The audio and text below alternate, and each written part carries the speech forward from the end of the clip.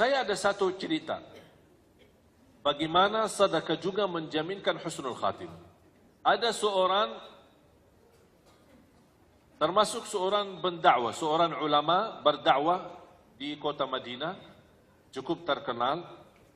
Beliau pernah menyampaikan sebuah cerita, peristiwa, satu cerita, peristiwa bersama dia sendiri. Kata beliau, saya pernah bermimpi. Dalam mimpi itu saya melihat nomor HP seorang dengan nama, HP dan nama. Dan ada sebuah suara panggilan di dalam mimpi itu, hubungi orang itu dan ajak dia umrah. Dia kaget.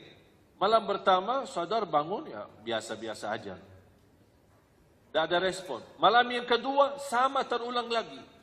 Malam yang ketiga terulang lagi. Sampai 3 kali.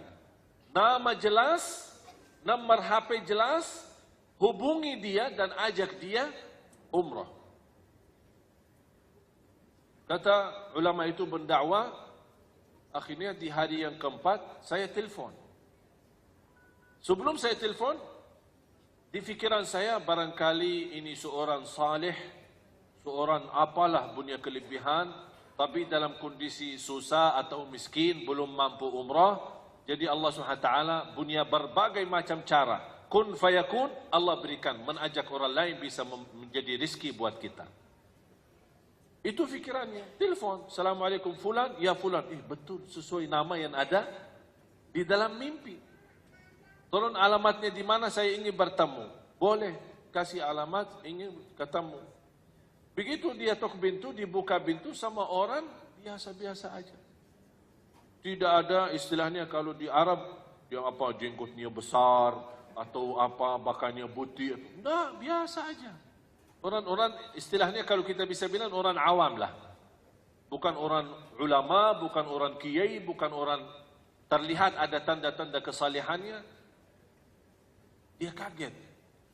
Maaf, ini Bapak Fulan? Ya, betul. Ini nomornya HP-nya ini? Ya, betul. Ada apa? Dia bingung mau menyampaikan bagaimana ini. Orangnya nampaknya biasa-biasa aja. Habis itu karena ini sudah mimpi dan itu ada pesan, dia sampaikan. Jujur saja saya melihat mimpi 3 kali. Diperintahkan, diajak kamu umrah. Dan bukti ini nomor HP dan ini nama. Kata beliau sebentar. Masuk ke dalam, balik lagi. Boleh ajak saya umrah, tapi ada satu syarat. Dia tinggal di Madinah. Satu syarat. Hari ini berangkat dan pulang hari ini. Itu syaratnya. Dia kaget. Nampaknya orang biasa aja. Kayak ini tidak mau lama. Kalau orang saleh biasanya suka lama. Suka lama di tanah suci. Mau apa itu? Keburu pulang. Kalau ada umrah bisa 1 tahun umrah, ya enak daripada 9 hari travel. Mau nggak 1 tahun umrah? Tapi biaya sama dengan 9 hari. Tak mau bayar 1 tahun. Tapi subhanallah, banyak jamaah kita yang mendapatkan kemudahan bisa ke tanah suci, tapi terlihat mereka banyak di pasar daripada di masjid. Sibuk belanja. Karena dia tidak merasa nikmat dapat kemudahan ke tanah suci. Beda sama orang yang sepanjang hidupnya berdoa. Kalau sudah 2 kali, 3 kali sudah tak jadi biasa, kebiasaan. Itulah ibadah yang kebiasaan itu bahaya. Beda sama ibadah, ada rasa merindukan. Merindukan Ka'bah, merindukan makam Rasulullah SAW, merindukan Masjid Nabawi, merindukan. Beda rasanya. Habis itu sepakati, sudah diajak umrah. Tahu-tahu kata ulama itu, tahu-tahu saya temani perjalanan biasa-biasa aja sampai ke Makkah. Mampir ke Miqat di Madinah bin Ali. Di sana ganti baju di sana, ihram semua segala, terus lanjut perjalanan sampai ke Makkah. Begitu langsung sampai Makkah, langsung cepat-cepat, ayo cepat-cepat kita mau cepat pulang. Itu bahasanya. Terus tawaf selesai, Safa Marwah selesai, cukur, tahallul, lepas ihram, pakai baju, udah ya, ayo yuk kita pulang. Astagfirullah, kaget. Apa rahasia di belakang orang itu? Pas begitu kami jalan kaki menuju ke parkir mobil untuk siap-siap pulang. Tiba-tiba orang itu, maaf, saya mau balik lagi ke masjid. Astagfirullah. Oh sebentar, cepat-cepat sebentar mau balik lagi. Sebentar aja, saya ada keinginan segala tahu muncul di dalam hati saya, ingin sekali mau salat 2 rakaat. Dari tadi bisa salat, bisa nikmat. Oh cepat-cepat pulang, sekarang mau balik lagi. Udahlah, terserah mau. Tapi tidak apa-apa kalau mau nginap. Tidak, salat 2 rakaat langsung pulang. Udah, terserah, ikutin. Pas dapat, apalagi kalau musim lagi sepi, habis haji, biasanya habis haji langsung sepi banget. Pas sampai ke sana, habis cium Al-Hajarul Aswad, kemudian dia salat di depan Ka'bah. Salat 2 rakaat. Kata ulama itu saya perhatiin. Salat pertama, baca ruku, sujud. Rakaat kedua, berdiri, ruku' dan sujud. Pasti sujud yang terakhir, lama sujudnya. Pas saya datang, lama, terasa lama banget, bukan biasa. Ini dari tadi cepat-cepat malah. Kok ini kok terakhir kok lama? Oh barangkali mau berdoa. Tapi terlihat lama, bukan biasa.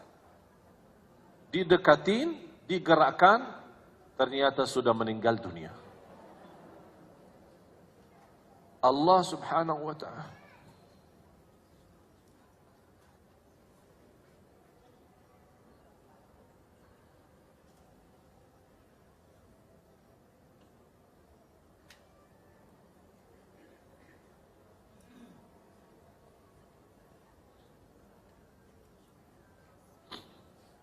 Allah subhanahu wa ta'ala mengantarkan orang melalui mimpi untuk menjemput ke husnul khatimah. Itulah cara Allah subhanahu wa ta'ala yang kita tidak bisa tahu.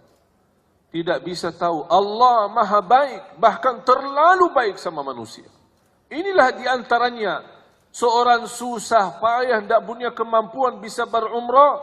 Allah hantarkan melalui mimpi. Bisa diajak umrah. Bahkan dihantarkan ke Makkah, ke tanah suci supaya dapat husnul khatimah di sana. Inilah cara Allah. Kalau Allah berikan izin husnul khatimah, tidak ada yang bisa membindahkan husnul khatimah itu. Orang biasa, orang awam, bukan seorang apa kelebihannya. Habis meninggal dunia, dia kembali langsung ke Madinah bertemu keluarganya. Apa cerita di belakang ini orang? Apa cerita? Apa rahasia? Ternyata Bapak Ibu ada satu, ini yang Allah gambarkan. Mereka selalu berinfak secara diam-diam maupun sembunyi. Kata istrinya, setiap kami masak makanan, beliau selalu tegaskan ke saya tidak mau makan dan haram makan itu bagi saya. Sebelum tetangga saya, seorang ibu tua tidak punya siapa-siapa yang layanin, sebelum si ibu tua ini makan dulu. Habis dia makan, baru saya makan sisanya. Itulah kelebihannya hanya satu. Bu dan jamaah sekalian, kita tidak tahu mana saja amal salih yang menjaminkan husnul khatimah. Bisa amal salih sederhana, tak dinilai, tak dihitung. Tapi ternyata melalui amal itu terjamin masuk surga. Terjamin husnul khatimah, bahkan bisa di tanah suci. Walaupun kita orang di Indonesia. Allah punya berbagai macam cara. Ini semua dunia dan segala isinya Allah yang atur. Kita tidak bisa apa-apa.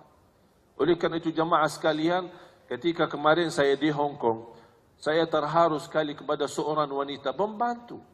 Baru saja saya dengar berita dia kembali ke tanah air nikah, kemudian kembali lagi ke Hong Kong bekerja. Pas kemarin saya mengisi acara bersama Imam Besar Masjid Qiblatain di Hong Kong, ada seorang ibu itu datang kepada saya sambil menangis. Dan dia menyerahkan mas kawin. Dia berkata, ini mas kawin sedekahku untuk tunanetra di Indonesia. Seorang pembantu yang baru saja nikah, belum menikmati mas kawinnya, dia sudah mensedekahi. Bahkan ada satu lagi, Di antara mereka yang menjadi tenaga kerja.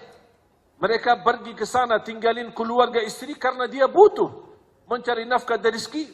Dia mengikhlaskan gaji 1 tahun.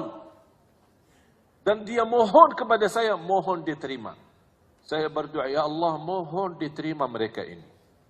Inilah kadang-kadang jamaah sekalian, ada amal salih yang kita tidak pernah hitung, tidak pernah kita fikirkan.